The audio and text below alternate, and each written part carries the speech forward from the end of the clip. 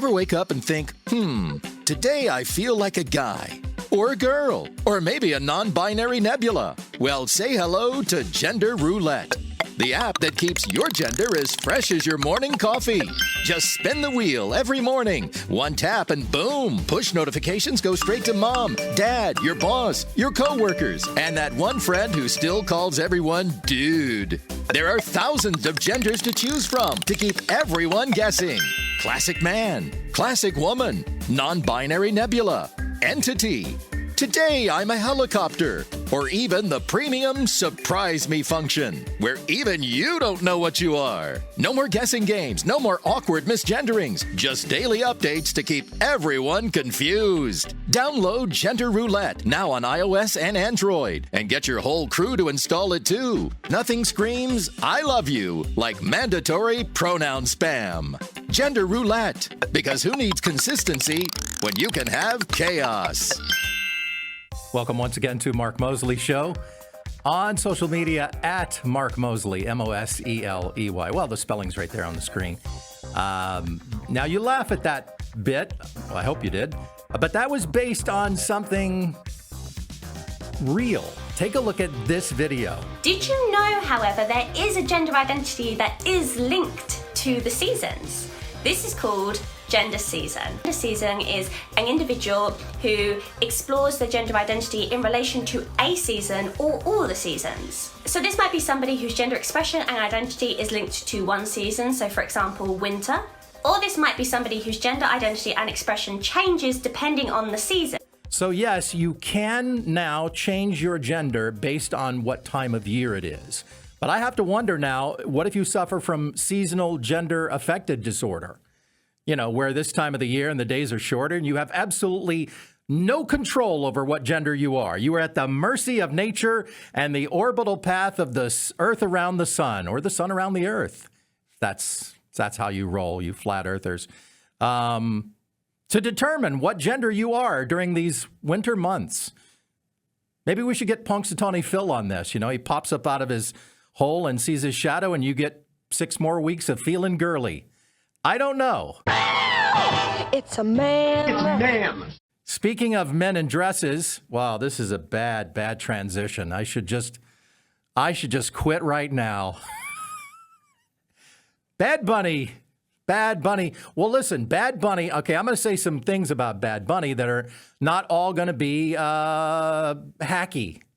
Because listen, I think conservatives, Republicans, we got to break out of our shell and not be in lockstep with everything that we're supposed to say, because then we become caricatures of ourselves. It's like when you support Trump no matter what he does or says.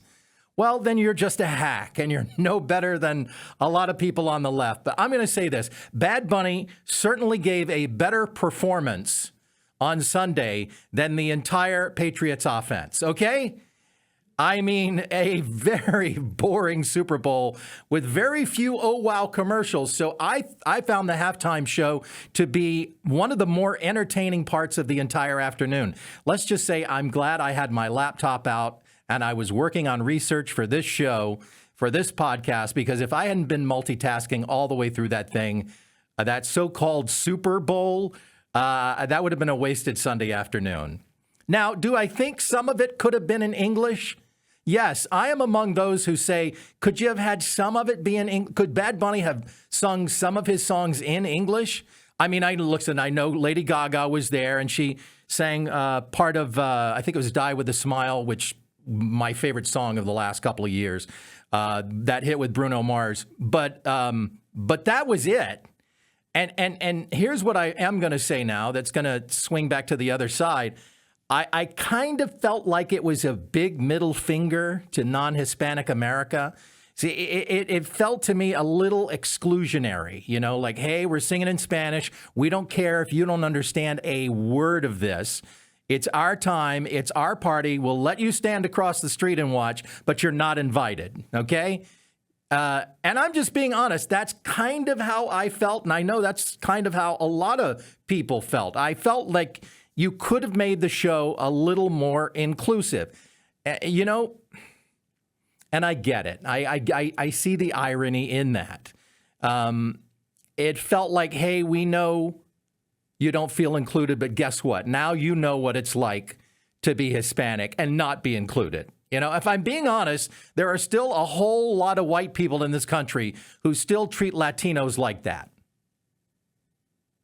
And when you have a political party that does everything it can nonstop 24/7 to keep that kind of racial divide alive in our country, when we really want to talk to our neighbors over the fence, we really do want to come together, and that same political party will always blurs the line between when we talk about immigration, legal and illegal. They allow no distinction between the two when it comes to talking about legal and illegal immigration. But yeah, it kind of felt like a little bit of a middle finger. You know? Listen, I'm the guy who says, come on in, do it legally, share our culture, share your culture. We're all one. Let's be neighbors, but let's do it legally, just like every other society in the world insists on. I can't just walk into Mexico illegally and make myself at home and insist on help from the Mexican government. Try it with any other country other than America and see how far you get. Now, having said all that, on another level, I enjoyed it immensely. I know I feel like I'm contradicting myself. I prefer to use the word nuance, okay? I'm able to experience a mix of emotions with the Bad Bunny Super Bowl halftimes, because I love music. I love how music makes you feel. I love the rhythms and the beat of Latin music. I lived in Miami for 22 years. That culture never gets out of your blood once it gets in there, and God bless them. And I worked in music radio in Miami for 22 years. So I was playing, rhythmic dance music for most of that time. So I appreciate the culture. I appreciate the music. Maybe next time, invite the gringos to your barbecue, though. My last word on this. Speaking of Miami, if you want a Latin male artist with a global following who could rock a Super Bowl halftime show and not make all the non-Hispanic white people feel like they were looking over the fence from next door, Pitbull. That's your guy.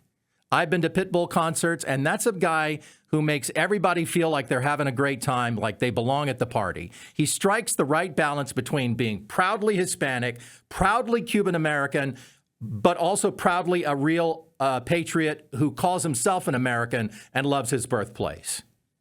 Dale. It's Dottie. Dale. Yeah. So hire Pitbull to do your halftime show. He puts on a good show. Bad Bunny put on a great show. I'm not taking anything away from that. I just think maybe you could have, I don't know. Candace Owens, not Kansas Owens. Candace Owens and I are on a similar page on this. Here's a story. Candace Owens broke from the MAGA outrage over Bad Bunny's performance, calling out their apparent delusion over a show she called objectively successful. I agree. She said, quote, conservatives are now fully deluding themselves and paying influencers to invert reality. To what end? It's like watching a bad rerun of Hillary Clinton's Too Big to Fail 2016 campaign. Reality. You lost the Super Bowl narrative. Bad Bunny had an objectively successful performance, whether you like it or not. I like it. I thought it was great. But apparently some people on the right were up in arms in the aftermath of the Bad Bunny performance. In reaction to the performance, many have suggested that Turning Point USA's alternative halftime show featuring Kid Rock was more successful. Although Nielsen ratings for Bad Bunny's Super Bowl performance have not yet been released as of the taping of this podcast, the video amassed 55 million views on YouTube. Turning Point USA, according to the New York Times, had 6.1 million concurrent viewers on YouTube on Sunday and about 22 million views as of published time. So Bad Bunny, objectively, whether you like him or not, he had a successful Super Bowl halftime performance in terms of the metrics, according to Candace Owens. This means that the Super Bowl political lines that were drawn by Turning Point USA was not successful in terms of drawing people away from NFL's viewership. And people were gloating about the ratings. Kid Rock's halftime, 5 million viewers. The Puppy Bowl had 13 million viewers. And Bad Bunny, 143 million viewers. My response to that is, are you saying that the guy who just happened to be performing right in the middle of the perennially most watched TV event of the year won in the ratings? And that the 22nd annual Puppy Bowl came in second? What a surprise to everyone. Now, by the way, and this wasn't supposed to happen, so it's kind of funny, just to put the button on this thing. According to TMZ's sports poll, which was, some people say, pulled down hastily once they realized it wasn't going the way they wanted it to. According to TMZ's sports poll, which had 250,000 votes, as of 3 a.m., hours after the game ended, Kid Rock had the better halftime show. He received more than 66% of the votes, while Bad Bunny's show received roughly 33% of the votes. So while we're on the subject of immigration, let's talk about it, because there's a terrific young guy that's coming up in right-wing media, and his name is Jeffrey Mead. So I suggest you check him out. He posts daily on Instagram and TikTok and all the things. Here's a great breakdown by Jeffrey Mead about Biden's immigration policies and the abuse of asylum. And here's what he says. For years, Democrats and the Biden administration told Americans the border crisis was a humanitarian challenge. But the outcomes were not humanitarian. They were structural. Asylum stopped functioning as a filter and became an entry mechanism. Illegal immigration hit record levels. Millions were released into the interior with years-long delay. And the political map had started shifting against Democrats heading into 2030. If you want to understand why this happened, you have to understand one thing first: what asylum was actually designed for. Now, here's what he says. Asylum was built for a narrow purpose: protecting people facing targeted persecution. Not poverty, not, oh, my country is dangerous in general, not economic hardship, not generalized crime affecting everyone. The idea is simple. Asylum should be difficult to obtain, evidence-based, limited, so it wouldn't collapse under mass volume. The narrowness was not an accident. It was the safeguard. Now, here's how the Biden administration repurposed asylum, according to Jeffrey Mead. Now, you see the pivot. Once you understand its purpose, under Biden, asylum effectively became a mass admission pipeline. People were allowed in first, given credible fear screening, a very low threshold, released into the U.S. with hearings delayed years into the future. That flips asylum on its head. Asylum stopped being prove you qualify before we let you stay here. It became get in, get released, we'll sort it out later. And when you scale that system, the predictable result is exactly what we got: record inflows and enforcement paralysis. Record illegal immigration doesn't come from bad luck. It comes from policy signals and predictable behavior. Ask yourself this: when's the last time you saw a caravan of illegals surging up from Honduras or Guatemala or El Salvador or wherever on their way to the United States? It hasn't happened.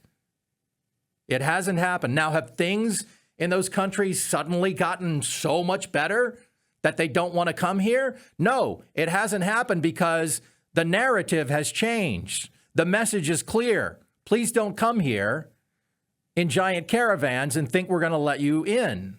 Those days are over. Going on with Mr. Mead's post, when people around the world learn, you're likely to be released, likely to get a court date far into the future, and likely to remain in the United States for years, the volume surges. Now, that's not controversial. That's how incentives work in any system. My wife feeds the birds in our backyard every morning and every afternoon. No, I'm not drawing an analogy between humans and birds. Not a direct comparison, a very loose analogy. But guess what that's led to? In the beginning, we had a dozen birds that would come. In the height of the summer, this past summer, I kid you not, we would have 75 to 100 birds in our backyard because they told all their friends, hey, over here, free food every day. That's just nature. It's not even just human nature. It's nature in general. You feed the bears. Again, I'm not comparing people to bears. You feed the bears, pretty soon, not only do you have more bears that show up every day expecting to be fed, but guess what? If you dare to stop feeding them, they'll rip your arms out of the socket and beat you over the head with them. But back to Jeffrey Mead. Under Biden, the system communicated one message proudly. Presence would be tolerated. The point wasn't that every claim would win asylum. The point was they didn't need to. Once someone is physically present in the United States, the political effects begin, whether their claim is ultimately granted or denied years later. And you know what else it breeds? It breeds an attitude of, hey, come on. What? We have to follow the law now? And we see that spilling over into every part of our society. We see that where it comes to police. We certainly see it when it comes to ICE. It's like, what do you mean I can't just kick somebody's tail light out? I ought to be allowed to do that. This is the part that connects asylum abuse to political power. Here's the reality. The census. The census is coming. And the census counts, no, not citizens, it counts people. It counts everybody, which affects the House of Representatives. Illegal immigrants count. Asylum seekers count. Parolees count. Temporary protected populations count. Haitians count. You want to flip a Florida House seat? Let a whole bunch of people you think will likely vote Democrat into Miami.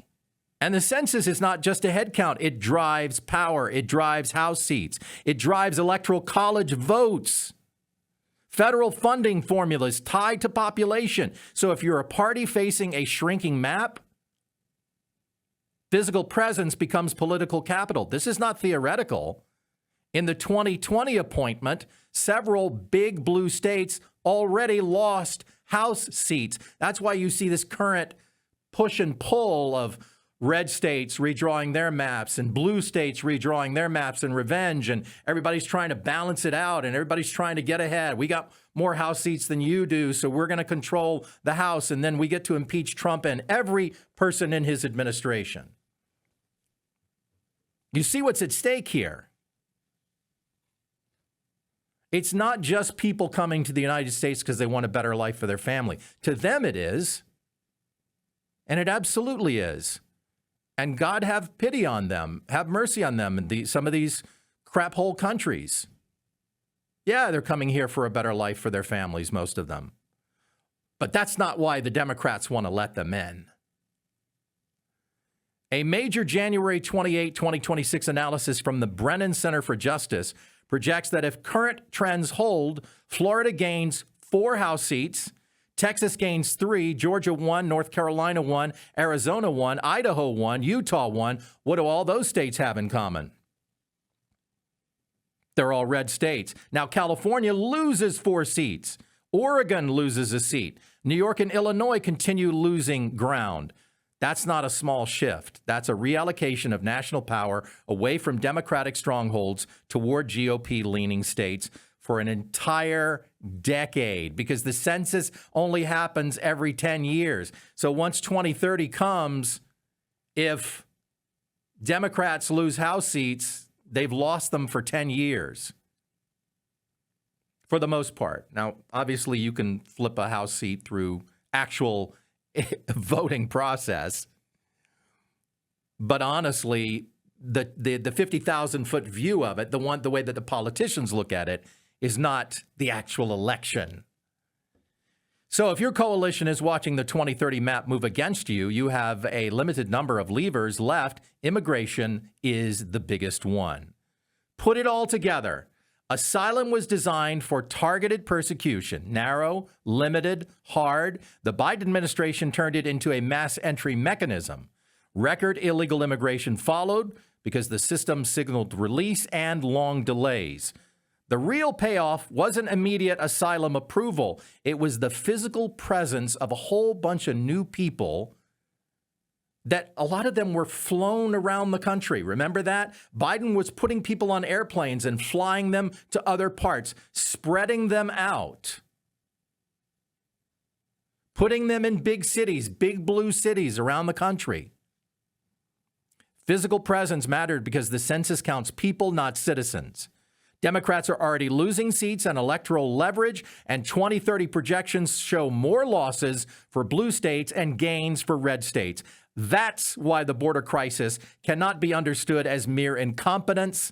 It lines up too cleanly with political outcomes. Coming up, the Barack and Michelle video. Was it deliberate? If you ask anyone on the left, it absolutely was.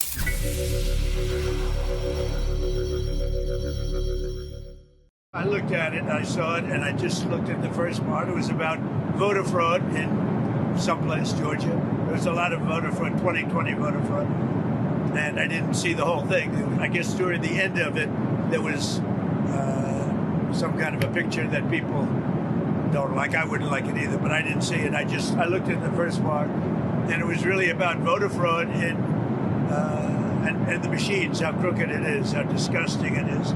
We took it down as soon as we found out about it. Mr. President, a number of Republicans are calling on you to apologize for that post.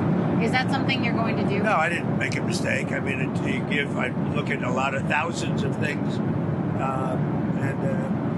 I looked at the beginning of it. It was fine. And they had that one post, and I guess it was a takeoff. By the way, a lot of people covered. If you look at where it came from, I guess it was a takeoff on The Lion King. And certainly it was a very strong post in terms of voter fraud. Nobody knew that was at the end. If they would have looked, they would have seen it. And probably they would have had the sense to take it down. Welcome back to Mark Moseley Show. I asked Facebook a couple of days ago whether or not people thought that Trump posted that video deliberately or accidentally. And it's fascinating, the number of people who lean left who honestly, or at least this is what they say, envision Trump doing it deliberately. Or they're just so wrapped up in the bubble of hating Trump that it's peak Trump hate to believe that it was deliberate and not accidental. Most reasonable people, I think, would say, well, that wasn't intentional. Surely. But here's a sampling of my interaction with left-leaning folks on Facebook. Some right-leaning, but a lot of left-leaning.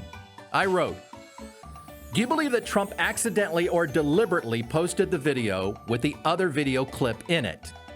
Choose either one and walk me through the thought process. And I mean walk me through the thought process, not, well, he's just a racist. That doesn't explain it. So don't bother. I'm genuinely curious as to how intellectually honest people believe this came about. See, this is what I always say. Allow the argument. First, you allow the argument, and then you let people hang themselves with their own thought process. So one person wrote, this may be naive of me, but I don't think President Trump posted it. I think he advised someone else to post a specific video. At the end of said video, the next video played, which had the faces of President and First Lady Obama's heads atop the bodies of apes. I honestly don't think the staffer or whoever posted it knew. Here's my reasoning for believing this. People can say what they want about President Trump, his staff, and conservatives at large being racist, but I don't think the president nor his staff are dumb enough to purposely post a derogatory racist clip of a video like this.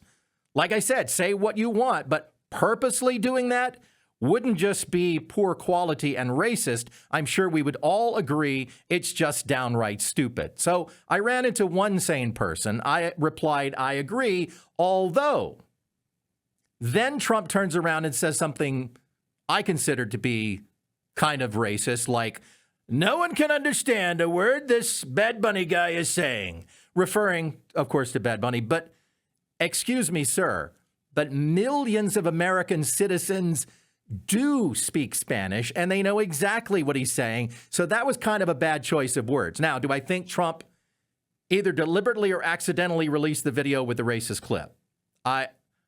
I think it was a staffer. I don't know if Trump knows how to edit a clip into a clip for social media. That's not like some skill set that he's had to master.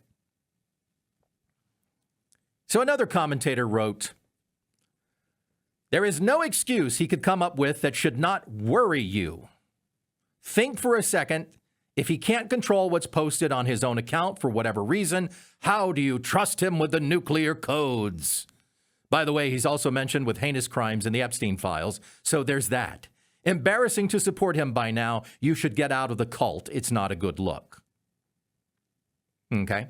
Another person wrote, he hires people with the same blind spots and sense of retribution and vindictiveness. So I replied, so you are in the deliberate camp. Let's explore this.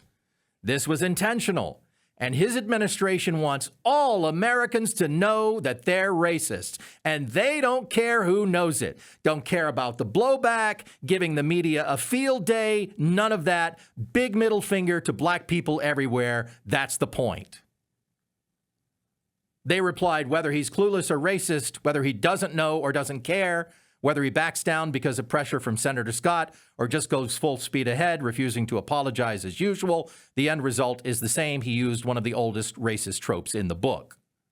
I replied, so you haven't landed on a solid decision on whether it was accidental or deliberate, though it kind of seems like you're leaning to the side of deliberate.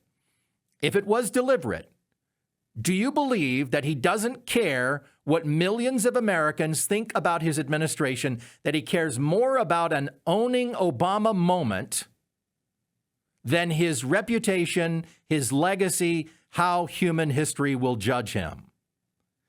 He's certainly famous for his massive ego. He's constantly obsessed with taking credit, putting his name on things for posterity, making claims, using superlatives. Everything is the best. It's the greatest. The economy is the greatest. We have the best. We have the best phones. We have the best coffee. We have the best. A person like that, given his massive ego, do you really think a person like that would do something like this deliberately, given how important his personal image is to him? But I couldn't make these people see that. It goes on and on and on. So they will try to convince you that they understand what's going on in Trump's head. But then when you ask them to climb inside Trump's head, using what they know about how Trump thinks, and figure out why any person would deliberately set out to damage their own reputation, their own place in history, they just glitch out. They glitch out. So let's do this. I will do my awesome Donald Trump impression, and I will walk you through what it must have been like in Trump's head to have done this deliberately. Okay, so we're going to post this video about the 2020 election being stolen on social media because I really want to convince people that it happened and I'm not crazy. But wait a minute, what's this? Look at this, a very funny AI video of a bunch of loony liberals as animals, and they're all bowing down to me because I'm the king of the jungle. I'm the king. Look at them. Look at them bowing down to me. You know what I think I'm going to do? I think what I'll do is I'm not going to repost that whole AI Lion King video on social media. No.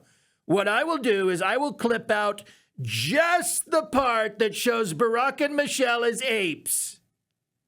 I'll clip that out because, like all 79-year-olds, I know how to professionally edit one video into another for social media. I'm not going to put the whole thing on there. That would, I'm not, so that it shows the best part, which is the part where all the animals are bowing down to me because I have a massive, massive ego. And if I was going to use a snippet of this, that would certainly be the part where I'm the lion and they're all bowing down. No. I want a quick high of a sick burn on Barack and Michelle Obama. So I'm going to use my social media editing skills and edit in just that part. And in return, I'll take a week-long battering of my legacy, my reputation, my ego, how history will view me, Donald Trump, the greatest president who ever lived, because even though I've been a success in real estate, television, and achieved the ultimate in politics, I'm just that stupid.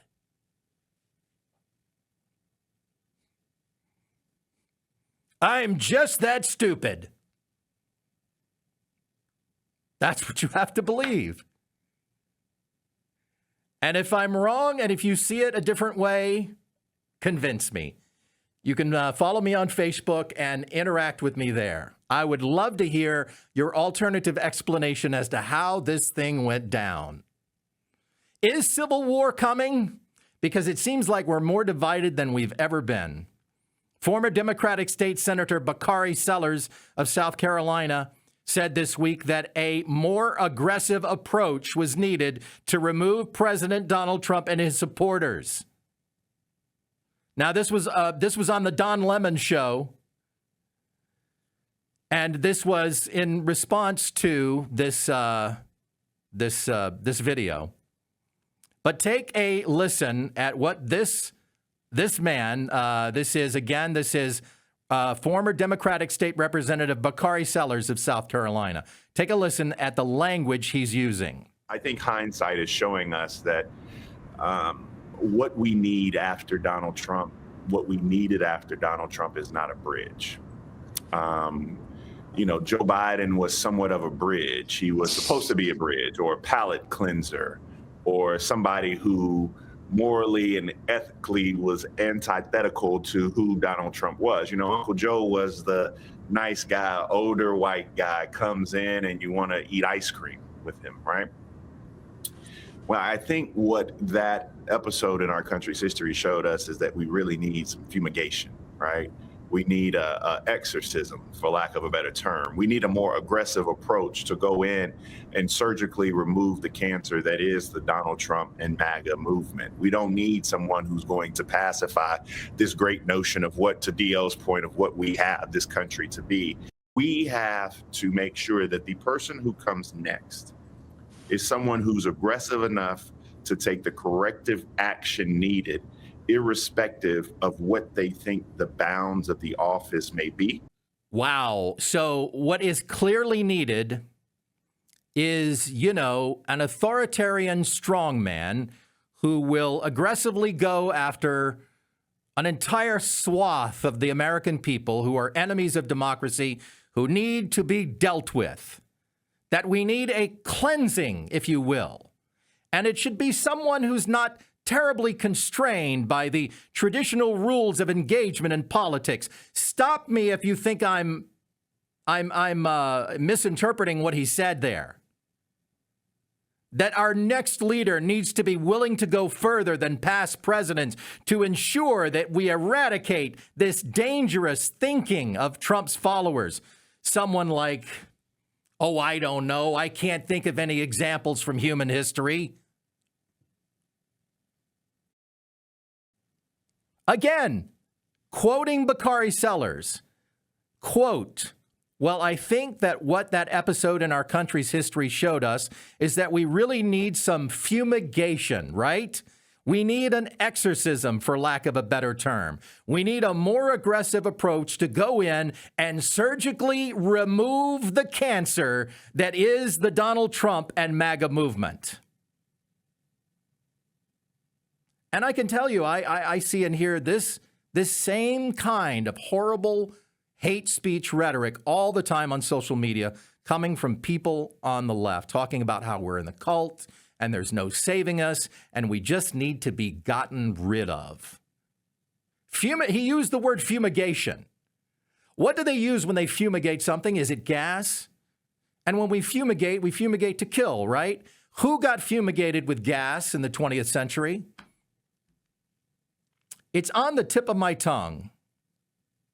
Be right back with This Week in Media Bias when Mark Moseley Show continues.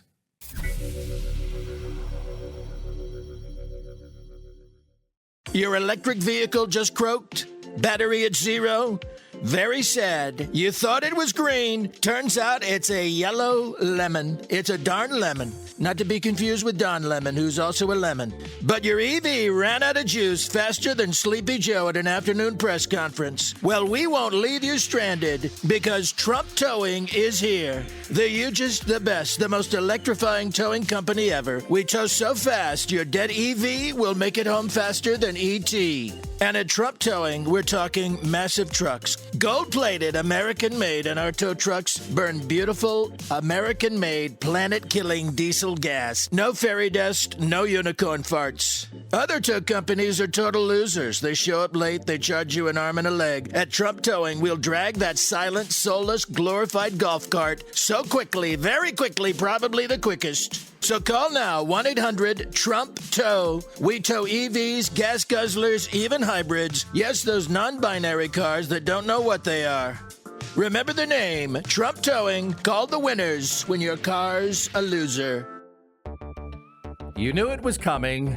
You knew it was first there was the Trump coin, then Trump RX, and now, yes, Trump Towing is here. And it's time now for This Week in Media Bias. Take a look at this doozy from former CBS investigative journalist Catherine Herridge. We eventually broadcast a story about the Hunter Biden laptop after the midterm elections in 2022. We commissioned a forensic review. I got a copy of the laptop data. I have it here still.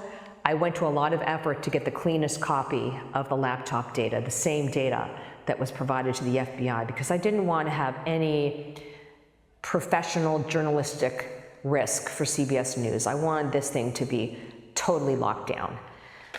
When we did the story, we did it after the midterms. I argued against that because it was ready before the midterms. And my training is that you should always do the story when it's ready to go. You should not be dictated by the political cycle. Once we got the laptop story on the morning news, I felt that there was so much there that we could still do. For example, in the text messages, there's unfortunately the use of the N-word, the liberal use of the N-word. And I thought this was worthy of a story, but I was told that it was not something that interested CBS News. Then I asked for a forensic review of the laptop, and we found that there were more than half a dozen emails that were likely used by Joe Biden. I thought that was a story, but the answer that came back was, well, we need to know what the content is of the emails. But that was going to be a years-long process. So there was no way. So there were a lot of reasons I was told not to do it, not to pursue it. I spent a lot of my time at CBS following the Hunter Biden story, and one of the things that really struck me is this kind of disconnect. I didn't understand how a senior executive like George Cheese could tell me that this was a high priority for the network and for his boss, and yet the executives at CBS News, show producers, anchors could refuse that. I came to the conclusion that they must have felt that they were more powerful than George Cheeks, which was astonishing to me. I'd never worked at a place where a directive from the top would be so defied. CBS found no journalistic value, no newsworthiness in the fact that President Biden's son was using the N-word on a regular basis when he was texting, or that Biden was using some of the email accounts that his son was also connected to. Nothing to see here. Move along. Please disperse. Nothing to see here, please. Let's play the switch sides game. That's always a fun game to play. Let's play the what if it was a Republican game. If you had a laptop in which there were text messages where, I'll just pull a name out of the air, say Eric Trump was regularly using the N-word, would CBS and the rest of the media have found that newsworthy weeks before the 2020 election? Surely not. If there were on that laptop email accounts that Donald Trump was using, would they have been newsworthy? Would they have wanted to paw through those emails? Would they have been curious at all about the context and the content of those emails? Now, this is not Alex Jones, mind you. This isn't Fox News. This is Catherine Herridge of CBS News saying these things, a well-respected journalist. So it's just another example of, I watched The Running Man, and I'm talking about the new one, which I found to be thoroughly entertaining. I guess I went in with very low expectations on this remake. And I thought it was in some ways better than the Arnold Schwarzenegger one from the 80s. And let me tell you something. This is one of the greatest Arnold Schwarzenegger movies of the 80s. It's peak Arnold Schwarzenegger. And I'm only saying this because then it gives me an excuse to do the voice. But I thought that the new one was fantastic, and I thought it was really great in showing just how manipulated people are by propaganda in media. In the case of the movie, the networks controlled the government, and they controlled the messaging. And in the Arnold Schwarzenegger version, they actually edited video of the character's name, Ben, what's his last name? Anyway, they edited Ben's video to make it look like he was saying horrible things. In this version, they edit Ben's videos just using AI. It's clear they're using AI because they show what he originally, if you haven't seen the movie, they show what he originally says, and I'm not giving anything away, I'm not spoiling it. And then they show what they show the audience that he said, and it's not edited, it's just an AI version. So to me, it was pretty, but a lot of people will look at that. What's interesting that I found out this week is that a lot of people on the left, they think when it, comes to the Epstein files, they think that only the Trump administration has the capacity to muddy the waters of the Epstein files. But no one else, the other side, they find it completely implausible that the other side would ever do something like that they would ever muddy the waters by inserting fake stuff or made up stuff or AI stuff. You mix in bad intel with the good intel to spoil the whole bunch so that people don't know what to think. And I've said this time and time again about the Epstein files, and people ask me about it. I don't know what to think at this point. And again, this goes back to something I said earlier on. We cannot let ourselves be made caricatures. I am perfectly willing to watch a court case where you have evidence presented in court, sworn testimony of people that say, yes, I was only 16 when Donald Trump had sex with me. And I'm willing to say, I think that's plausible. I mean, Donald Trump cheated on all of his wives. I could see a situation where Donald Trump had sex with a girl that wasn't 18 yet. Totally see that. But you got to prove to me that he did it. I'm not just going to go with the flow of what the kids are saying on social media. I guess I'm old school in that way. Prove it in a court of law, and then I'll believe it. All right, the science is settled now. It's time for the science is settled here on Mark Moseley Show, and this is a little bit more positive. Many people have dismissed, of course, they dismissed the Bible as myth. Now satellite imagery is providing some scientific reinforcement of the story of the Garden of Eden. A series of orbital scans has revealed an ancient, now dry riverbed in Saudi Arabia that scholars believe aligns with the biblical description of Eden's main river, the Pishon. The dry riverbed, which is called Wadi al-Batin, stretches from the western highlands near Medina, northeast to the northern Persian Gulf near Kuwait. Now, the book of Genesis describes Eden as a paradise watered by a single river that split into four, the Pishon, the Gihon, the Tigris, and the Euphrates. And while the Tigris and the Euphrates are well-known rivers in modern-day Iraq, the Pishon and the Gihon have been lost to history until now. This dry riverbed, spotted by satellites, corresponds closely with the biblical description of the Pishon, which Genesis states, quote, encompasseth the whole land of Havilah, where there is gold, and the gold of that land is good. Modern satellite imagery spotted Wadi al-Batin's delta near the Gulf, with dunes and depressions marking the river's former path. Complementing this, Iran's Karun River, a twisting waterway flowing through the Zagros Mountains, may correspond to the Gihon. The Hebrew word sabab, meaning to circle or twist, aptly describes the Karun's meanders. So it's really interesting. Boston University geologist Farouk Elbaz analyzed radar images from NASA's Space Shuttle Endeavour. Back in the 90s, the images were revisited this month, reigniting attention to what has been lost for thousands of years. The data revealed a fossilized river up to 3 miles wide, active during a wetter Holocene era before drying between 2000 and 3500 BC due to climate shifts.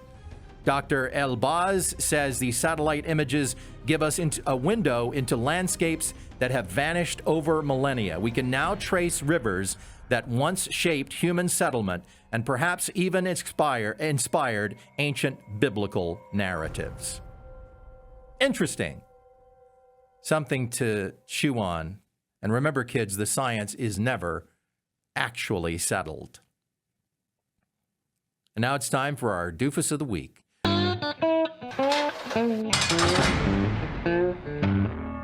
You're a big stupid doofus. You are. Now you. In Kinston, North Carolina, about halfway between Raleigh and Wilmington, a 41-year-old former employee named Jonathan Hackett decided to pull off what might be the most half-baked crime scheme of the week. After the Little Caesars he used to work at closed for the night, Jonathan broke in. Did he break into the cash register and steal the money? No. Did he rifle through the office and take the boss's laptop and the fax machine? No. This is what Jonathan did. He fired up the ovens, started making pizzas, and sold them to people who happened to show up thinking that the store was still operating, and pocketed the cash. We're talking full on reopening the place like he still worked there. just hot and readies for profit. Cops say he actually got away with it the first night, so then, like an idiot, he tried it again the next night. Well, the problem was the second night he showed up a little bit too early. He showed up before closing time, basically announcing his return performance. That tipped somebody off, and he got busted mid-pizza operation. No word yet on how many pies he moved or what prices he charged. Probably not the standard $5 hot and ready rate. But the sheer audacity of turning a burglary into a pop-up pizza stand and then repeating it poorly, that is some peak stupid criminal energy. I don't care how you slice it. Sorry, that was cheesy. Oh, don't be so crusty. All right, I'm going to stop before this mushroom's out of control. You're probably thinking I never sausage bad puns. Shut up! Shut up! Shut up! Shut up! Shut up! Shut up! And now it's time for some good news to close out the show. In the chilly, drizzly hills of Tasmania, Australia, a simple act of warmth turned into something much bigger. It started with a local couple who were out walking their dog on a bone-chilling day. They spotted an elderly gentleman sitting alone on a park bench, soaked through and shivering. He didn't have an umbrella. He didn't have a coat that could really handle that kind of weather. He was just sitting there. Without a second thought, they invited him to join them at their nearby home for a hot cup of tea to warm up and dry off. He hesitated at first, strangers and all, but he wound up accepting. Over steaming mugs of Tasmanian black tea, the good stuff, they chatted. Turns out he was a widower who had just lost his wife of 50-plus years. And the house felt empty, and the days were long, and on that particular afternoon, the loneliness had hit him especially hard, so he went out walking in the rain. Well, what began as one cup turned into a standing invitation. The couple started checking in on this man regularly. bringing him meals, sharing stories, helping with small chores around his house. And then word spread in their tight-knit community, and neighbors joined in. One dropped off some homemade soup, another mowed his lawn. People brought books from the library that matched his reading tastes. And before long, a little network of support had formed around this one man, turning his sudden isolation into connection with a community. It's not a big headline grabber. You know, it's not a big high-profile GoFundMe story. There's no millions raised here, no viral social media campaign designed to create another instant influencer. It's just that kind of ripple that matters. And as the original couple put it on a local share, we didn't set out to save anybody. We just offered tea. And the community did the rest. That's pretty cool. As Matthew 25:35 says, "For I was hungry, and you gave me something to eat. I was thirsty, and you gave me something to drink. I was a stranger, and you invited me in." Until next time, may God bless you with health, joy, and wisdom.